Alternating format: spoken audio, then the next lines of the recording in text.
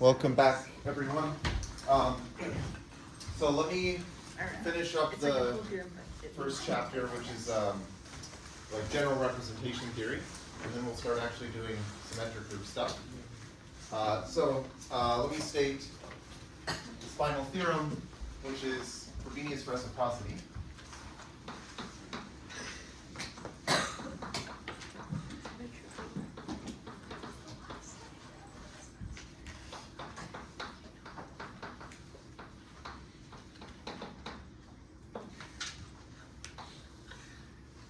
Okay, so we have, just like last time, we have a group G and we have a subgroup H.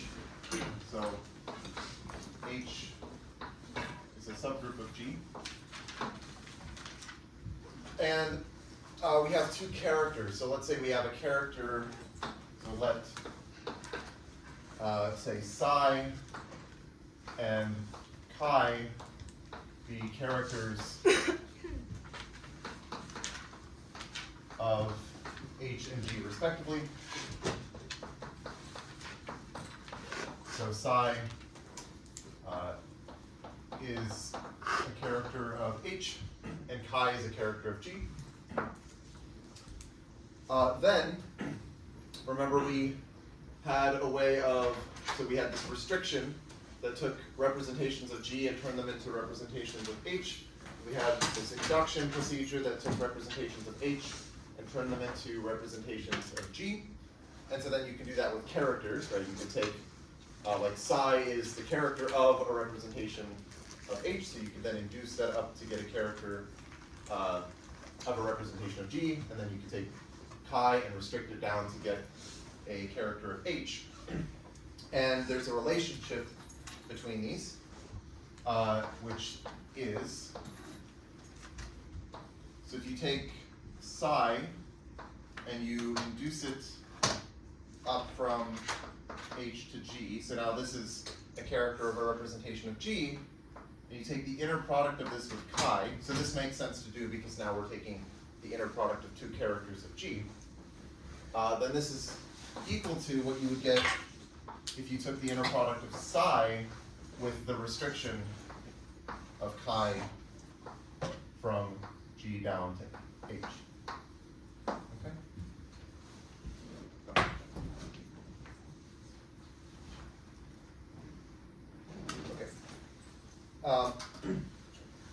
Right, so, and I should specify that, like, this is the inner product of characters in G, and this is the inner product of characters in H. Okay, so we're going to prove this. So the proof. Okay, well, let's start with this psi induced up to G with chi. Okay, so just by definition, if we write out the definition of the inner product, this should be 1 over the size of the group G times the sum over all G in G of this psi induced up to G of some of G times chi of G inverse.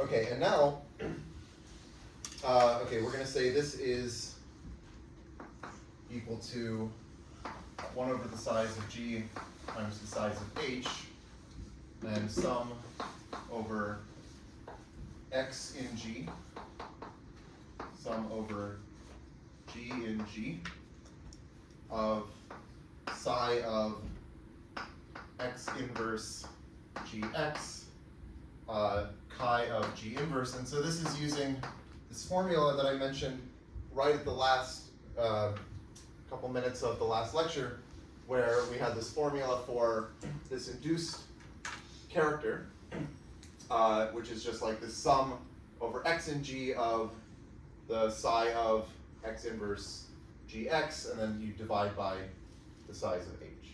Okay, so I've just used that like last thing that I did last time. Okay, so now let's let So let's just let y equal x inverse gx. I'm just going to do some kind of substitution here. And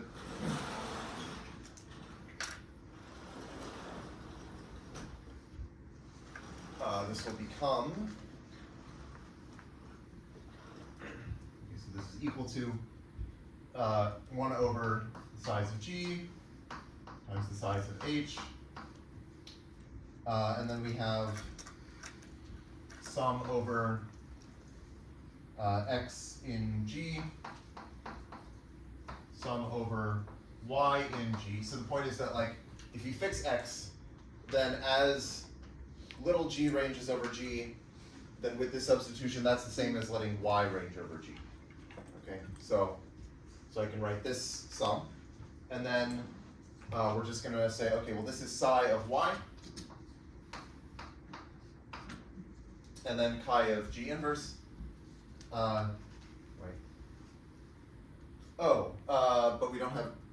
Okay, hold on. Oh wait, no, I did something. I skipped a step. Sorry. Yeah. Okay. No. Yeah. This is fine. So this should be.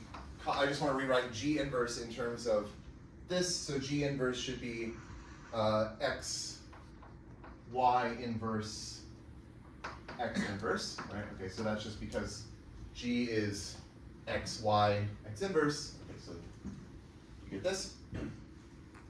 Okay. But now I want to say, okay, this should be equal to 1 over the size of g, size of h, same sum over x in g, sum over y in g, of psi of y. But now,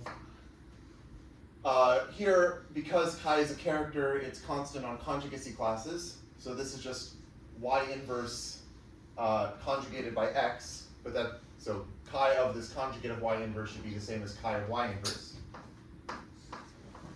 just because chi is a class function. And then, okay, so I'm going to write this as 1 over the size of h, and, okay, so the point is that we have the sum over x, but x doesn't appear anymore here. So this sum over x is just giving us, like, the size of x many terms that are all the same, and then that's going to cancel with this 1 over the, or sorry, it's size of g many terms, right? So like this sum appears size of g many times, but then we divide by size of g, so those cancel. So we're left with just this.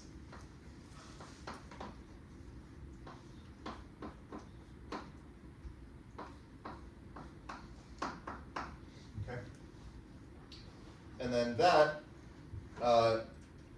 we can say is, what is, if y is not in h, okay. So there was this convention that I introduced last time that when you are taking this psi and evaluating on something in g, that should be 0 if you're doing it with something that is outside of h. Because psi is a character of h, so when I write like psi of y, if y is not in h, then the convention is that it's just 0. Okay? So maybe I'll just remind you, psi of y equals 0 for y not in h. And so that means that actually we can just, like, this is going to die if y is not in h, so we can just take the sum over h.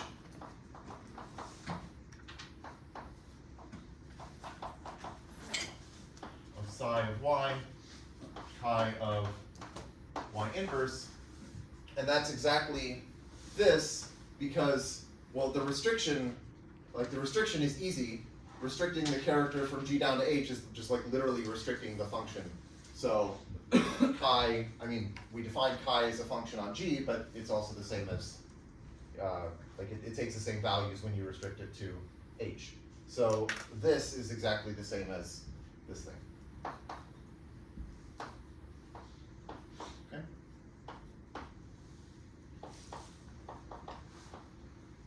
Okay, so there is some nice relationship between restriction and induction.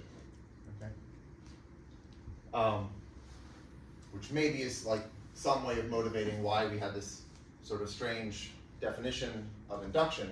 I mean, the restriction is like a very natural thing to do, but then this is saying like, okay, maybe it kind of makes sense that this weird block matrix thing that I wrote down for induction, like maybe that's actually the right thing to do.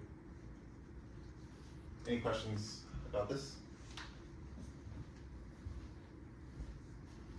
Okay, well then I think we can start with the symmetric group stuff.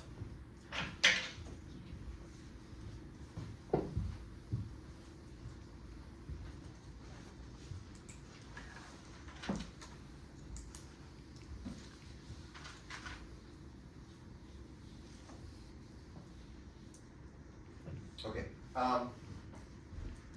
so first we're going to look at integer partitions. So remember that a partition is some lambda, which we'll write as, say, lambda 1 through lambda L. So if this is an integer partition, or I'll just say a partition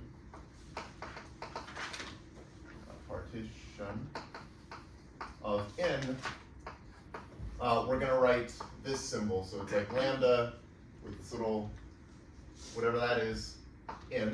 Okay, so this is just a symbol to say lambda is a partition of n, and all that means is that this is a weakly decreasing tuple of positive integers that sum up to n. And again, you should think of these as like cycle types of permutations in the symmetric group Sn. And these are called the parts of the partition. So this partition would have L parts. Okay. Oh, we might also write this notation. Like this is all just like different ways of saying the same thing. We could write like size of lambda equals n. So if we have a partition and we write the absolute value signs, that's just saying take the sum of the parts. Right, so this is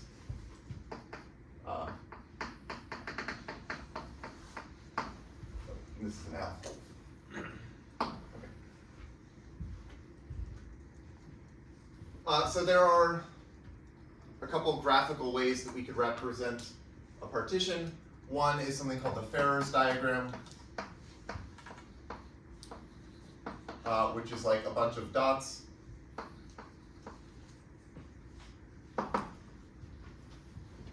So, okay, as an example, let's say we took like lambda equals 3, 3, 2, 1. So what I would do is write 3 dots in the first row representing this 3, and then I have another 3 dots in the second row representing this 3, and I have 2 dots in this row representing the 2, and another dot here representing this 1. So that's the Farrer's diagram for this partition.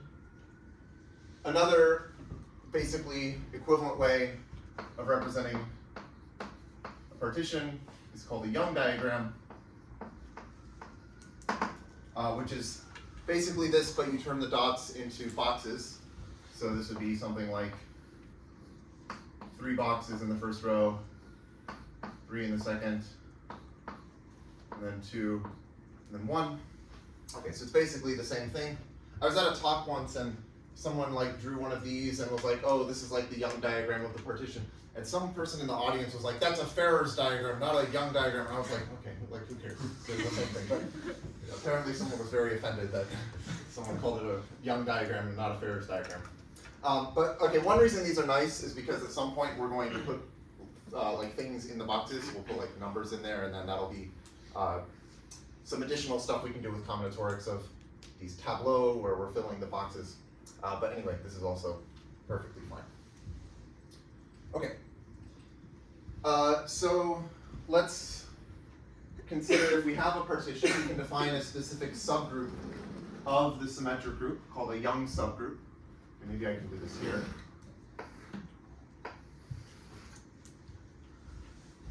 Okay, so this is a definition.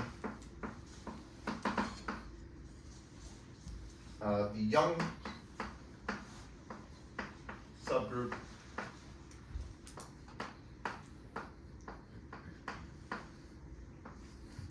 S lambda of Sn. So S lambda is this partition. S lambda is going to be a subgroup of Sn, and all it is it's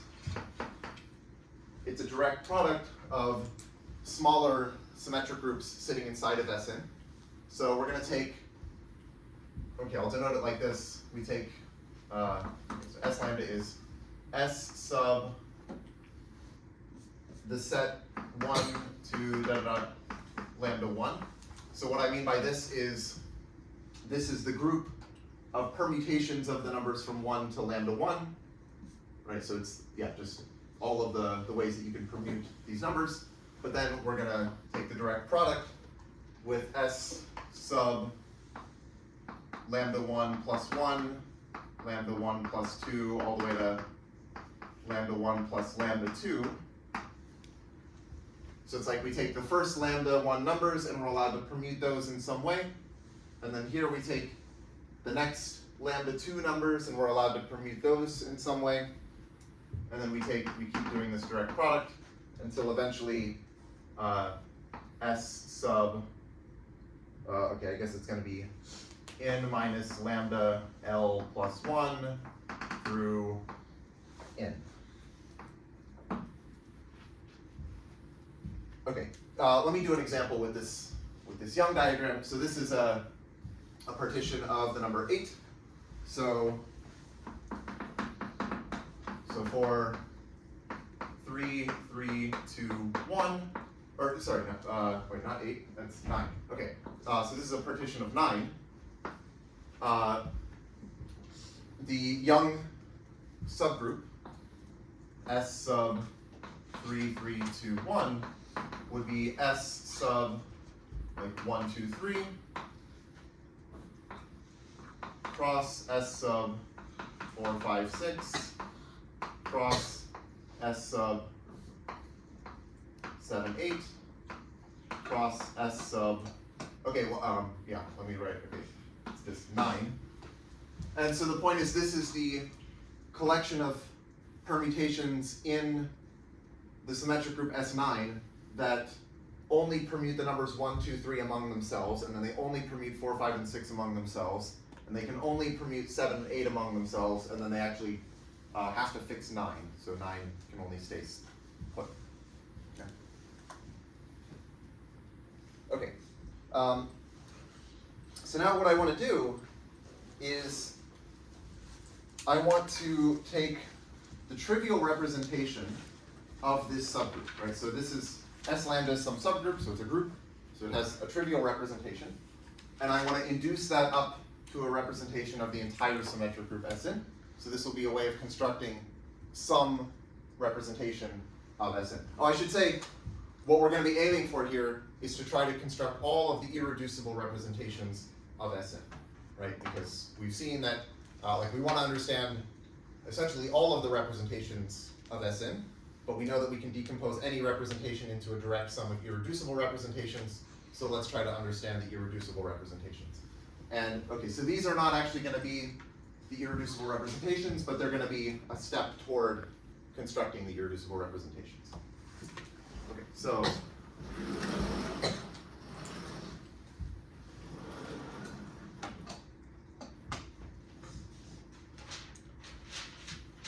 Okay, so let's consider,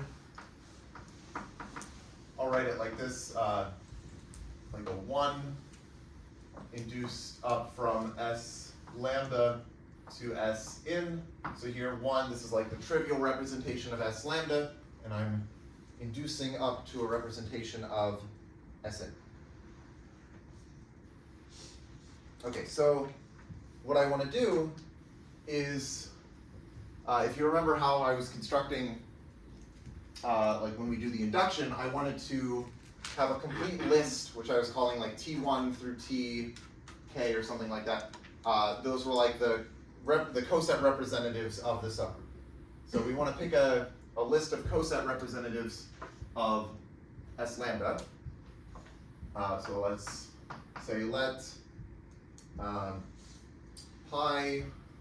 1 through pi k be a list of coset representatives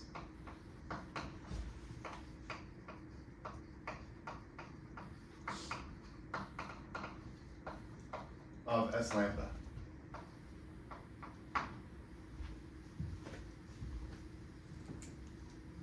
Okay. And then what I want to do is consider this.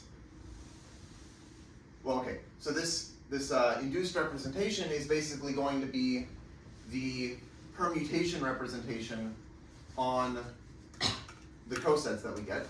So I'm going to let v lambda. Okay, v lambda is going to be this C with this set, the set of cosets. So pi 1 S lambda, pi 2 S lambda, all the way through pi k S lambda. So again, the point is these are all the different cosets of S lambda, and Sn acts on the cosets by multiplication on the left, and so that gives us this permutation representation, which is this.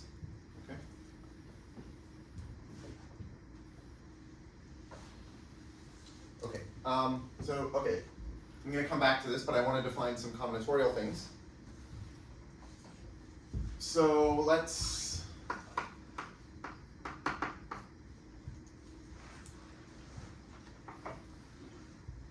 I'm going to say a Young tableau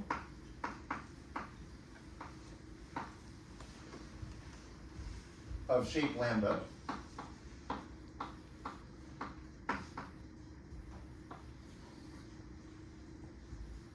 is, okay, well, I usually think of a Young tableau as, yeah, okay, we're going to fill the boxes. Okay, so it's a filling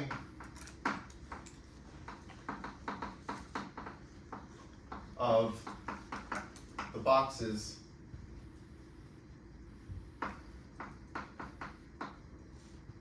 in the Young diagram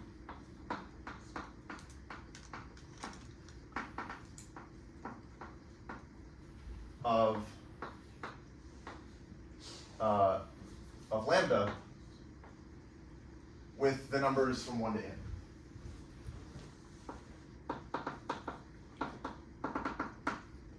So that each number is used exactly once.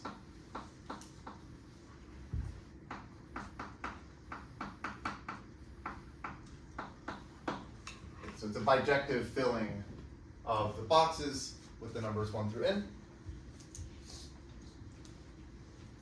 And then I'm going to define a tabloid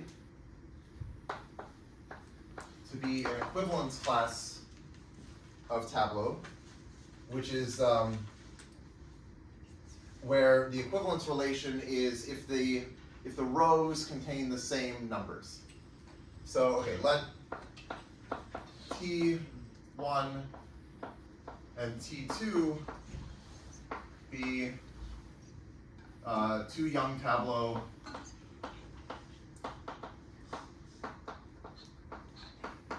so the plural of tableau without the x, you add an x. So let T1 and T2 be Young tableau of shape lambda. We're going to define an equivalence relation, which I'll denote by a tilde. And this is,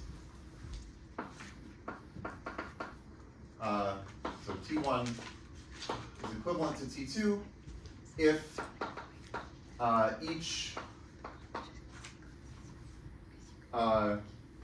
row in T1 contains the same set of numbers as the corresponding row in T2.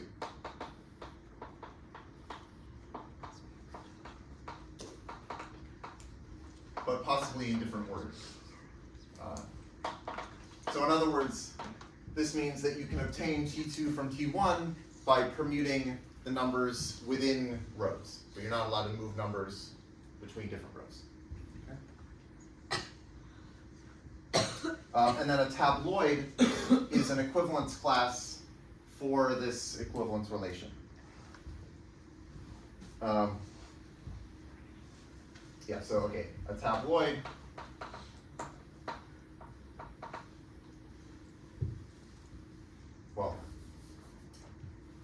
okay, let me move over here.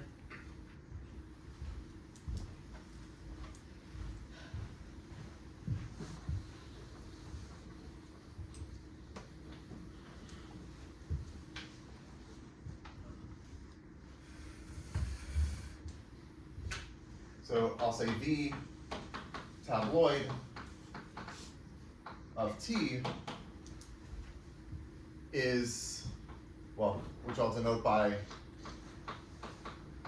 this sort of, I kind of don't like the notation. Okay, maybe I'll not use this notation. Maybe I'll use like brackets. Hopefully that'll be fine. So this will be the tabloid of T, and this is just all of the tableaux that are in the same equivalence class as T. Is the equivalence class of T under this equivalence relation.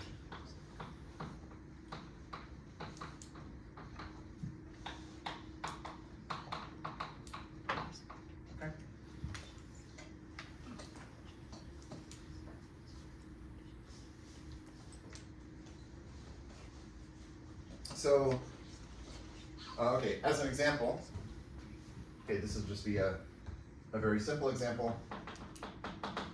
If I take, say, this tableau of size 3, where I have like 1, 2, 3, then, okay, so let's call this T, so T is this. Then the equivalence class of T, or the tabloid of T, is going to be 2 tableaux. One is just T itself, so that'll be this, 1, 2, 3. And then the other one is what I get by swapping the 1 and 2.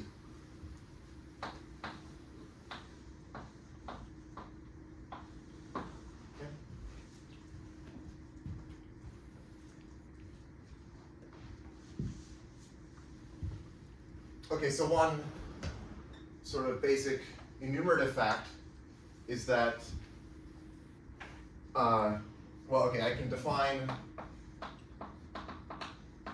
let's define lambda factorial to just be the product of the factorials of the parts of lambda. So this will be like lambda 1 factorial times lambda 2 factorial, and so on all the way to lambda L factorial. Then the number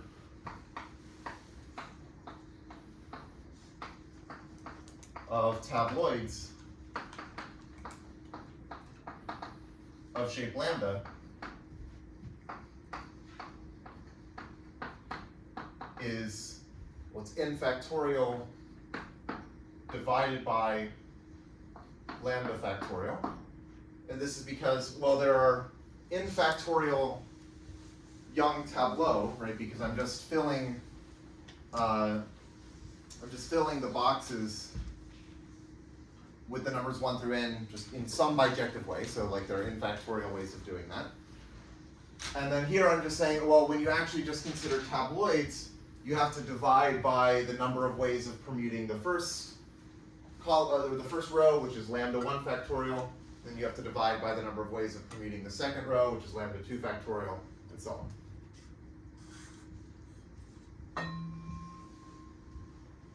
Okay. So also, we get an action of the symmetric group on tabloids as follows. Okay, so, well, okay, first let me define an action of the symmetric group on Tableau. So for, let me do it this way. So let T be a tableau, or okay, I'll write it this way. Let T sub ij be the ij entry of the tableau T. So what I mean is, this is just the entry in the ith row and the jth column. And then I can define for, say, pi in Sn, let pi t be the tableau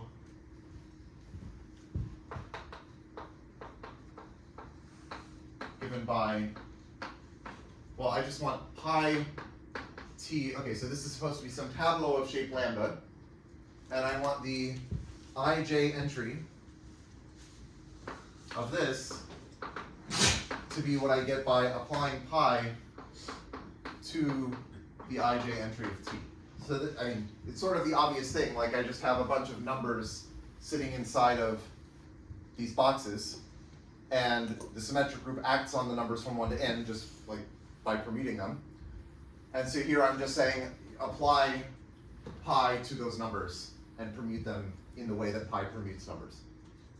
Okay, so this defines an action of the symmetric group on the tableau of shape lambda, and I mean it's basically just the defining representation, right? Like the corresponding representation. It's really just like the usual way that pi is acting on permutations. But the thing is that this will then provide us with an action on tabloids, because you can say, okay, so I'll say this.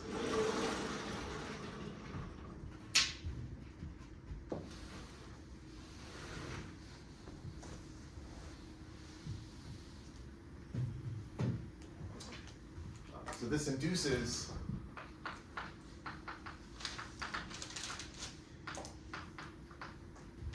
an action on tabloids by, well, we just say, if I want to apply my permutation pi to the tabloid of t, I just take that to be the tabloid of pi t. And it's easy to check that this is well defined in the sense that it doesn't actually matter which representative of this tabloid I choose.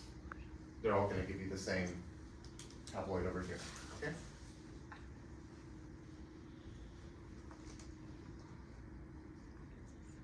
Okay.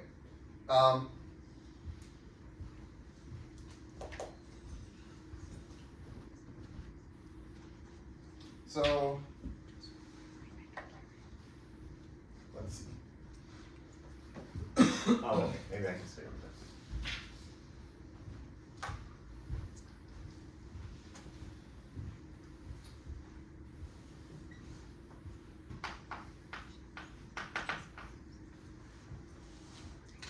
there. Okay, so I'm gonna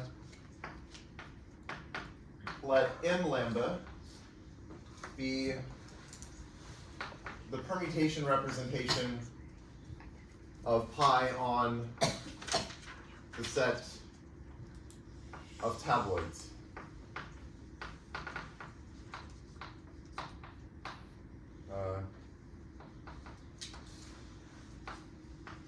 Okay, so this is where, so I fix some partition lambda of n, and n lambda is going to be this permutation representation where this is a list of the tabloids of shape lambda.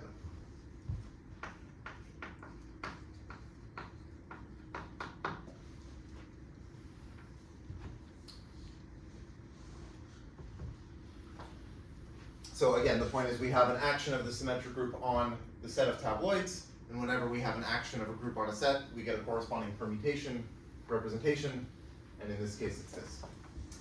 And okay, I guess I'll give some examples. The punchline here, which maybe I won't like write out a proof of this, but it's not too hard to show this. The point is that this module, this which is, this is some representation of Sn, it's isomorphic to this one. So yeah, maybe I won't prove this, but like the fact here is that V lambda is isomorphic to M lambda. But one kind of nice thing is that, okay, well now like M lambda is very combinatorial. We've got numbers inside of boxes, and that's like something we can play around with, and that's kind of nice.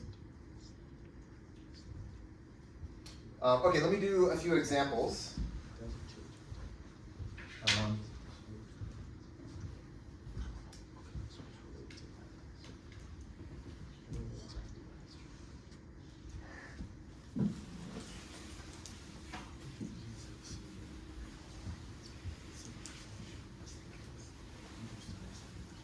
Well, actually, okay, maybe I can ask you, what representation will we get here if lambda is just one part, like if it just has one row?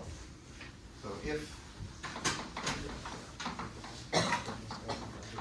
lambda is just the partition with one part, which is n, or in other words, right, like as a Young diagram, it just has one row, then what is M lambda?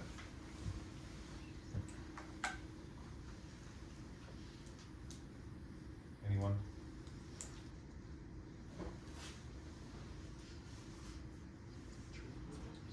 Okay, so in this case, we end up getting the trivial action because you have one row, and like when you have a tabloid, like there's only one tabloid is the point, right? Like a tableau would be a filling of all of these boxes with the numbers from 1 to n. But then when you take the equivalence class for the tabloid, you're basically saying that all of them are equivalent to each other, because you can get from any of them to any other by just permuting the numbers. So there's only one tabloid in this case. And so then you have this permutation action. Okay, so I'll say this is trivial. The trivial representation.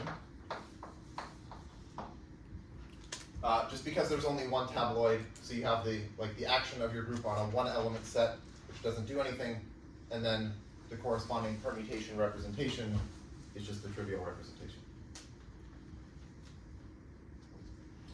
Okay, let me do another example.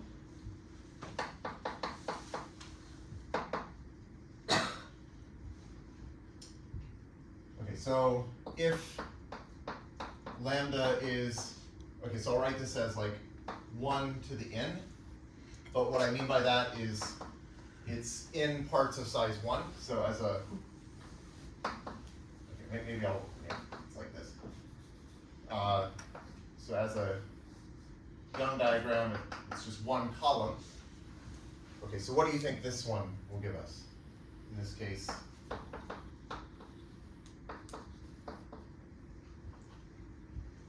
yes? The regular? Yes, yep, it's the regular representation.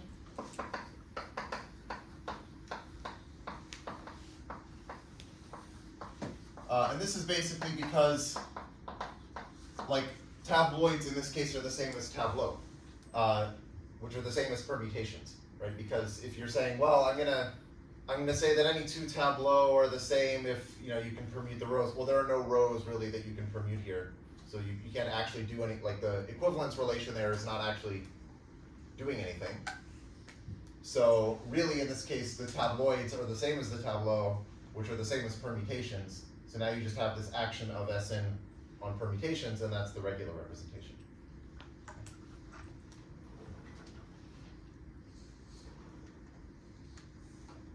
Okay, let me do another example.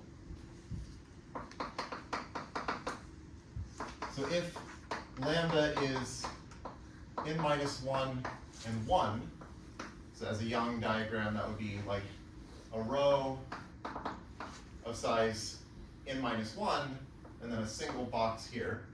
So this is like n minus 1 there, and then one box. Well, in this case, okay, if we think like what is a tabloid in this case? Well, you can specify a tabloid by saying what number should go in this box, and then that's basically all. Like once you've decided, if I say, okay, I'm going to put a 5 here, then that specifies the tabloid, because then I just say, well, all of the other numbers that are not 5 go into the first row, and the tabloid just says that all of those tableaux with the other numbers in the first row are the same, are equivalent. So then a tabloid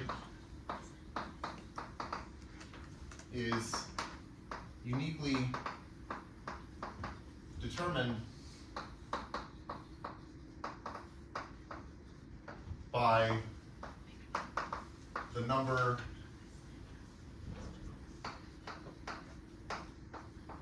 in the box in the second row.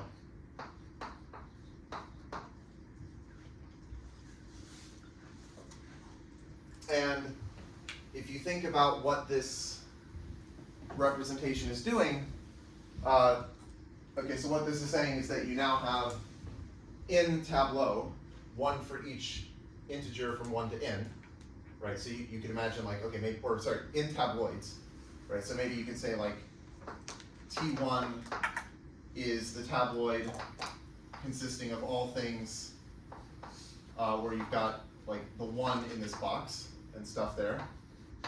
And this is like, okay, think of this as like the equivalence class of all of these tableaux. And then T2 would be the set of all of these tableaux where you put a 2 here, and so on. Well, then the action is just given by saying,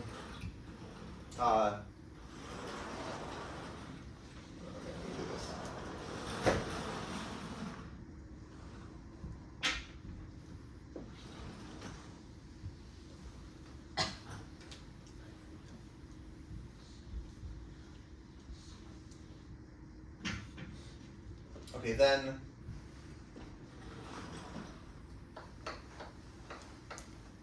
if I want to know, okay, what is the action of a permutation pi on a tabloid Ti, that's just going to be the tabloid T sub pi of I. Is that right? I think it's pi of I, right? Because if I say T sub that box is I, then pi T sub that box I think is pi of I. Right? Yeah. Where did I define this? Right, so yeah, if this is like the ij, so here I'm saying like the 2-1 entry of pi t should be what I get by applying pi to the 2-1 entry of t. Okay, so it's just this. And then the point is that, okay, well this is really just the defining representation of the symmetric group, like acting on permutations, which then gives you this permutation module, right? Because I'm just saying, like, if you identify T sub I with the number I, then this action of the symmetric group on the tabloids really just agrees with the usual action of the symmetric group on the numbers from 1 to n. So this gives, so m lambda is the in-dimensional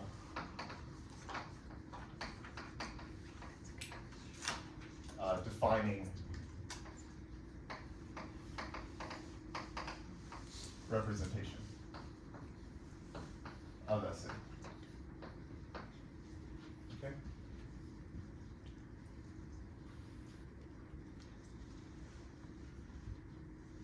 Okay.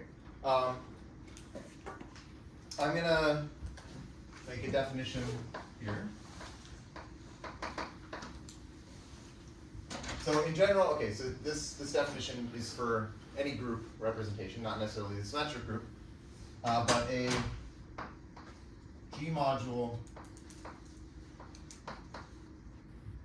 let's say M, is cyclic if there exists some element, say V in M, such that M is, I'll write it as C G V. So what I mean by this is GV is the orbit of V under the action of G, right? So that'll give you some set, and G just acts on that set sort of in the obvious way. And then you turn that action of G on this set into a module by turning it into a vector space in this way, taking the formal linear combinations of elements. Okay, so I guess I could write like explicitly what is this as a set. It's the set of all things of the form like C1 G1V plus plus C R GR D, where G1 through GR are in G, and these are scalars.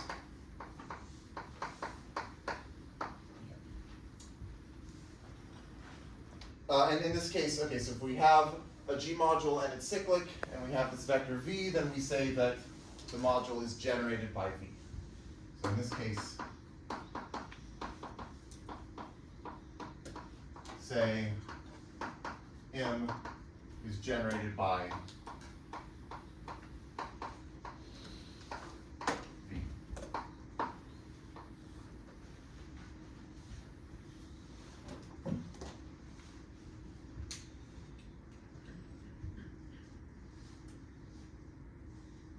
And okay, so like, it kind of makes sense that this would be, that you would say it's generated by V, because you can think of this as like the smallest module containing this V if you have this action, right? Like if you have, in general, if I had a module and I picked an element V, I could consider this set.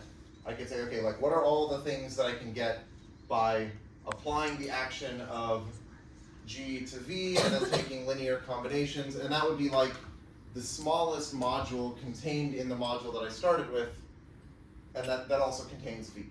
Like I would need all of these elements in order to have a module containing V, and the point is that your module is cyclic if actually that gives you the entire thing that you started with. Okay. So, okay, here's a proposition.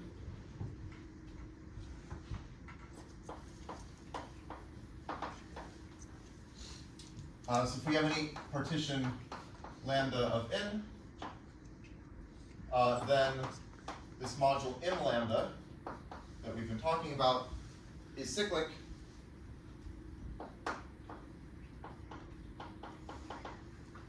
and it's generated by any tableau that you choose. It is generated by any given tableau.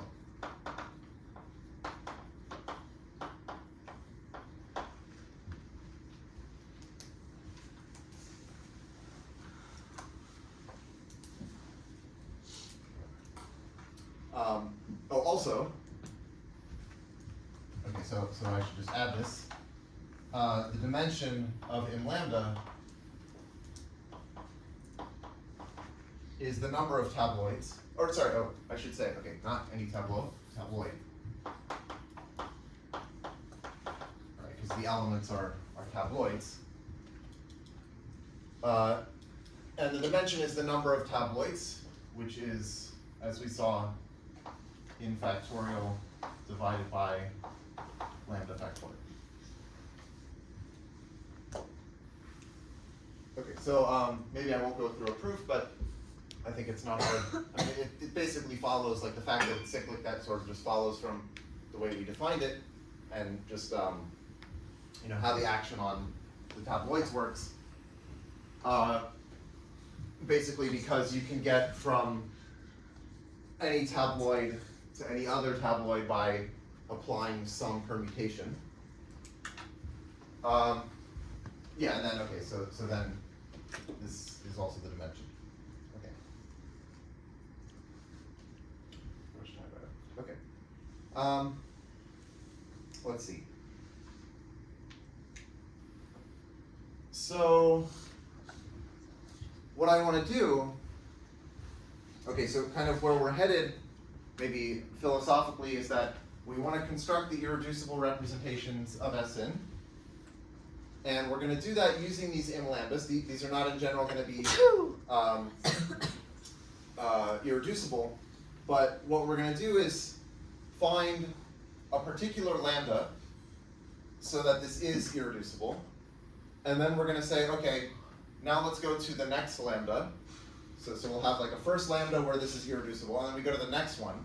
And the next one will have the property that it's not necessarily irreducible, but when you decompose it into irreducible representations, all you get are the irreducible representation that we just found and one new one. And then when you go to the third step, you'll have a third lambda, and that'll give you some M lambda, and if you decompose it into irreducibles, what you'll find is the irreducibles that you already had in your list plus one new one. And in this way, we'll sort of step by step construct all of the irreducible representations. So what I want to do is describe, okay, what is this order that I want to put on the lambdas that we can go through in order to do this construction.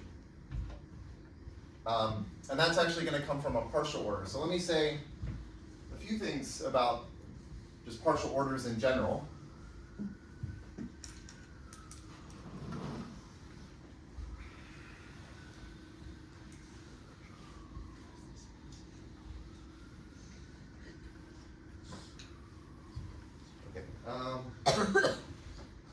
Yeah, so let me define a poset, partially ordered set.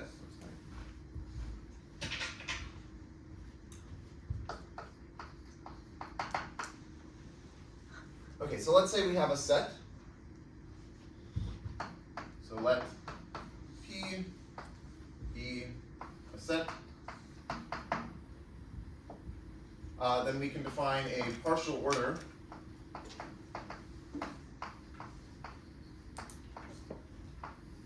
on P is, well, it's a relation on P.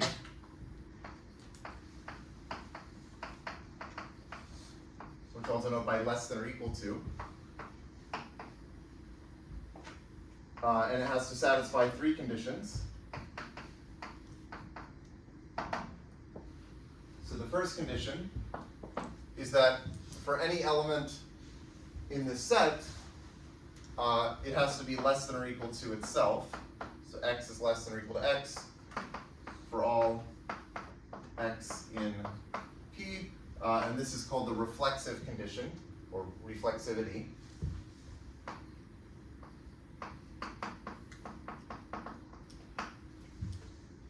So if you have a relation that satisfies this condition, then you say it's a reflexive relation. The second condition is called antisymmetric. So that says that if, say, x is less than or equal to y, and y is less than or equal to z, or sorry, y is less than or equal to x. So if x is less than or equal to y and y is less than or equal to x, then actually they have to be the same thing. Then x equals y. So this condition is called, or we say that the relation is antisymmetric.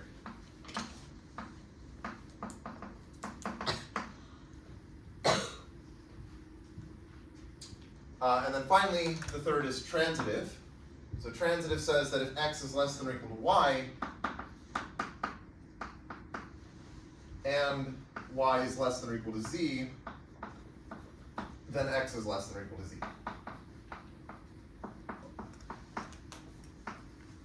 Okay, so this is transitive.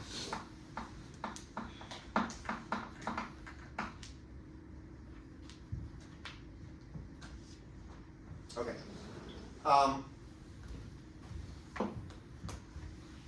So the way you should think about a partial order is that you are ordering the elements of your set, and you should think of less than or equal to as like, you know, some are like sort of less than others. You're sort of like ordering them in some way, but it's a partial order in the sense that you could have two elements that are incomparable, and incomparable means that like neither one is bigger than the other. Okay. So there's a nice way of representing posets. Yeah, okay, so I'll talk about, what's called the Hasse diagram. So,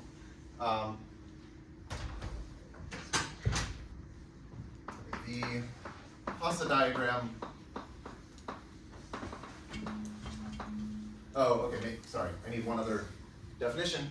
Okay, so we have this partial order. Again, it's this way of ordering the elements of P so that you could have incomparable elements where neither one is bigger than the other, and we'll define what's called a cover relation. Oh, and I should say that if you have a set, so if P is a set and it has a partial order, then we call it a poset or partially ordered set.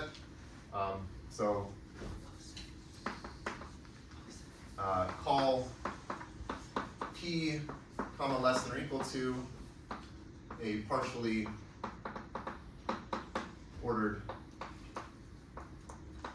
set, but often you abbreviate the PO to just PO, so this is called poset.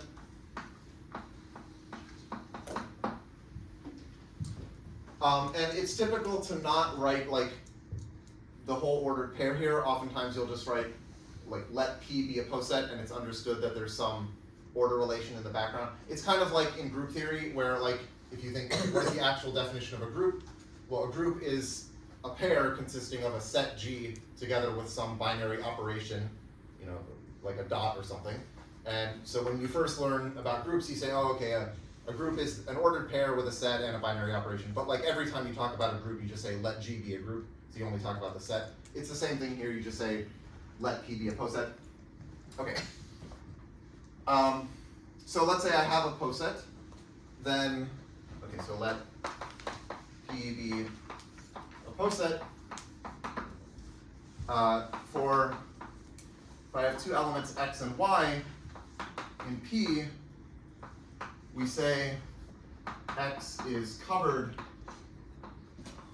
by y, and I'll denote this with like a less than symbol with a dot between x and y, so x covered by y. And what this means is x is less than y, and there does not exist z. Okay, I'll just write it here. There does not exist z such that x is less than z is less than y. Okay, so I have to be a little careful about what I'm writing here because I've only defined this symbol, which is less than or equal to. But okay, what the symbol here means, where it's just less than, it's exactly what you would think. It means less than, but not actually equal to. Okay, so like x less than y means that x is less than or equal to y, but it's not equal to y. Okay, so the obvious thing. And then here, what we're saying is x is covered by y if x is less than y, but there's nothing between them. So it's like minimal. It's a minimal relation in this, or non-trivial relation in this order. And so now I can say what the Hasse diagram is, which is just a nice sort of graphical way of representing a poset.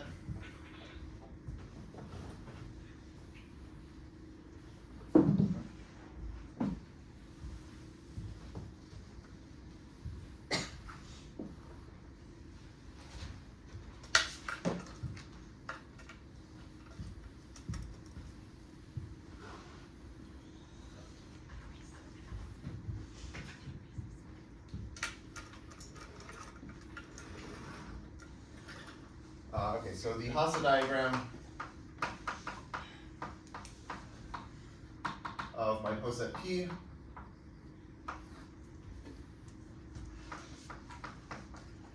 represents each element of P as a point.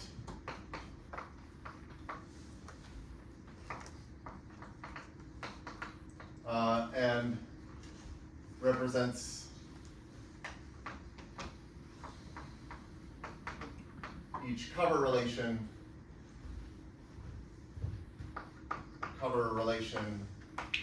which is like X covered by Y, by, well, basically you have your point X, you have your point Y, and you have an edge between them, and you want to draw the edge so that the Y is like literally higher up than the X point.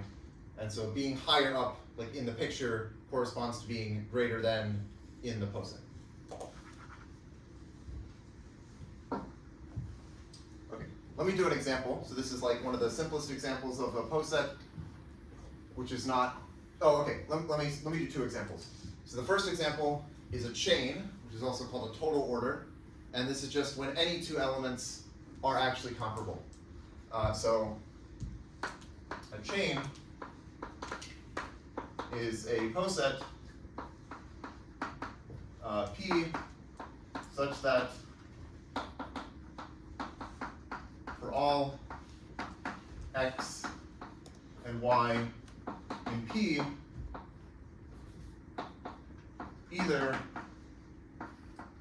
X is less than or equal to Y, or Y is less than or equal to X. So this is called a total order also, because now like literally any two elements you can see, okay, which one is bigger.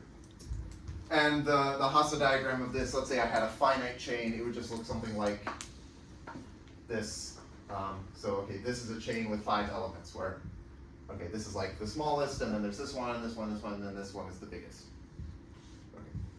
So that's kind of maybe the simplest poset. Let me do another example that is not actually a chain, so that you'll see there are elements that are incomparable.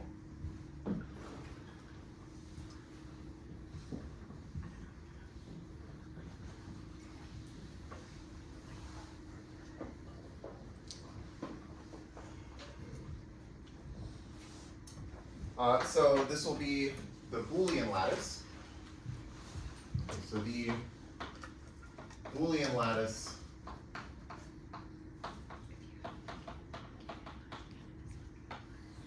let's say B sub n is the poset of, okay, I'll say it's the set of subsets of an n-element set. And let's say our n-element set is just the integers from 1 to n. So it's a set of subsets of 1 through n. But we're going to partially order it by containment. Ordered by containment.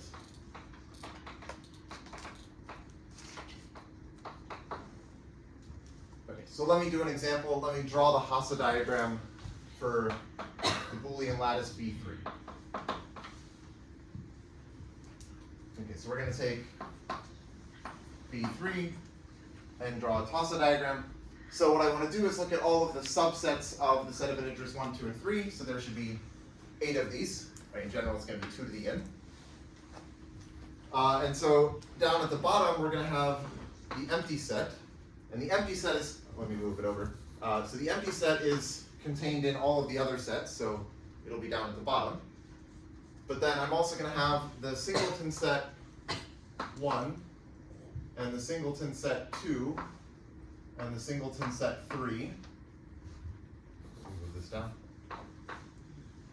And in my Hasse diagram, I'm going to have these edges, and that's because, so the order relation again is containment. So here what I'm saying is, like the empty set is contained in the singleton set 1, right? The empty set is contained in every set.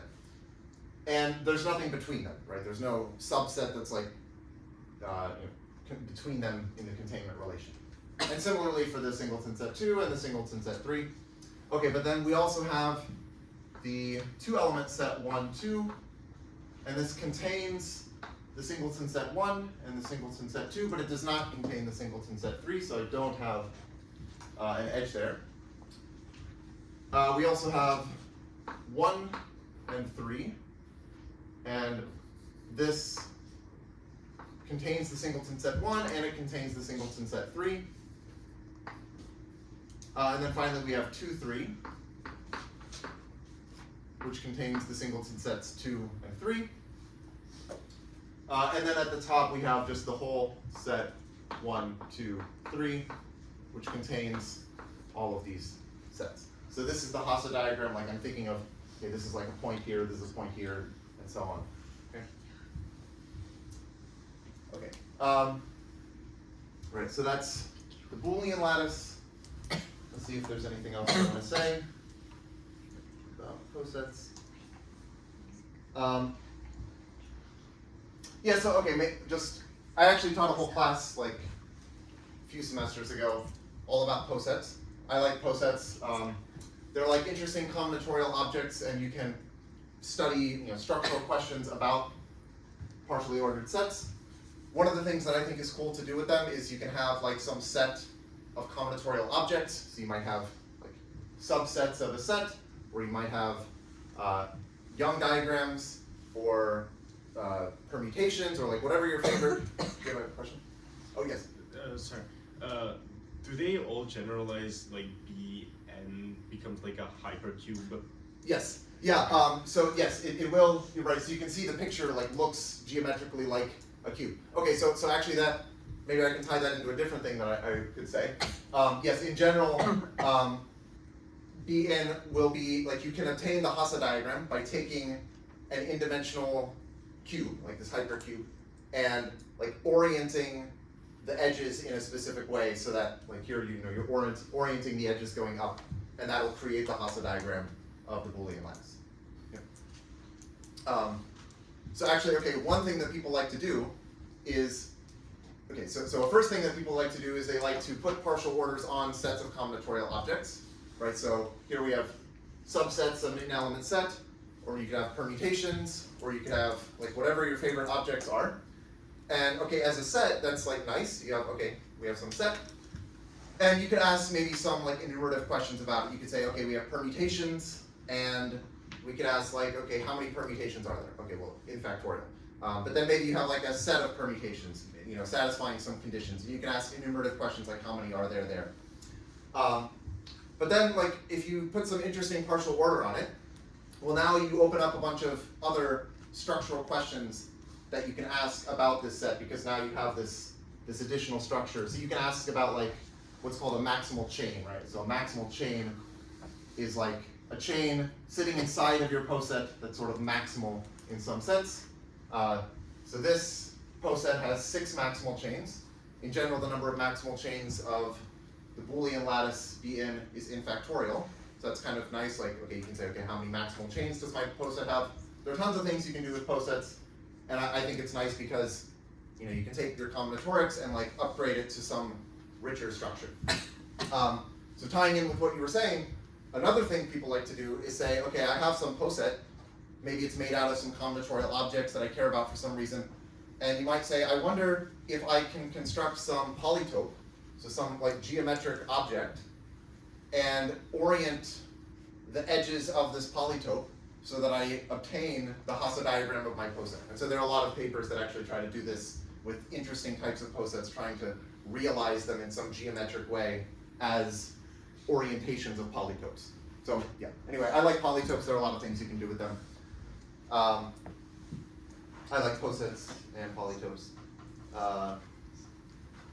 Okay, so I think for the last thing I'll do today, I'll define a poset structure on integer partitions, and then we'll pick up with that next time. So here's, oh, do I have room? Yeah, I can just do it over here.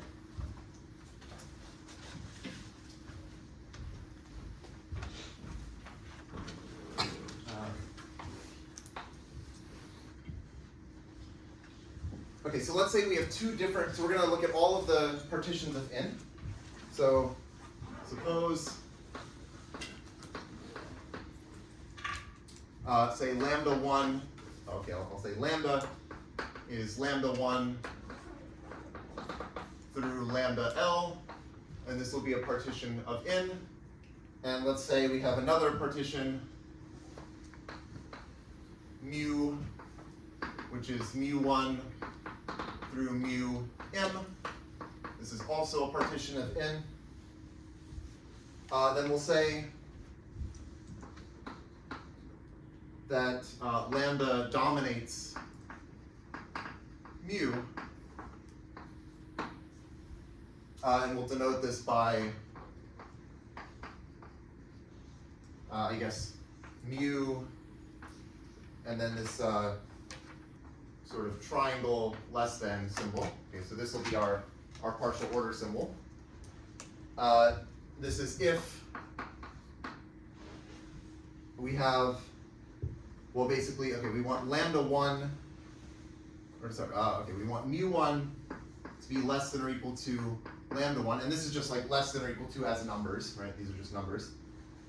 And we want mu1 plus mu2 to be less than or equal to lambda 1 plus lambda 2, and so on, all the way to mu1 plus da da da plus mu. Okay, well, let me write it this way. I'll just say, sorry. So I just want mu1 plus da da da plus mu I to be less than or equal to lambda 1 plus da da da plus lambda I for all I. And you might worry that maybe this doesn't make sense if L and M are not the same, but the point is you just add in a bunch of zeros at the end to make it make sense. So you pad a bunch of extra zeros to the end of your partition so that this makes sense. Okay, so this defines a partial order on, oh, I didn't write the, sorry, lambda, if, okay. That defines a partial order on the set of partitions of n, and we'll pick up with that and see why we care about this poset.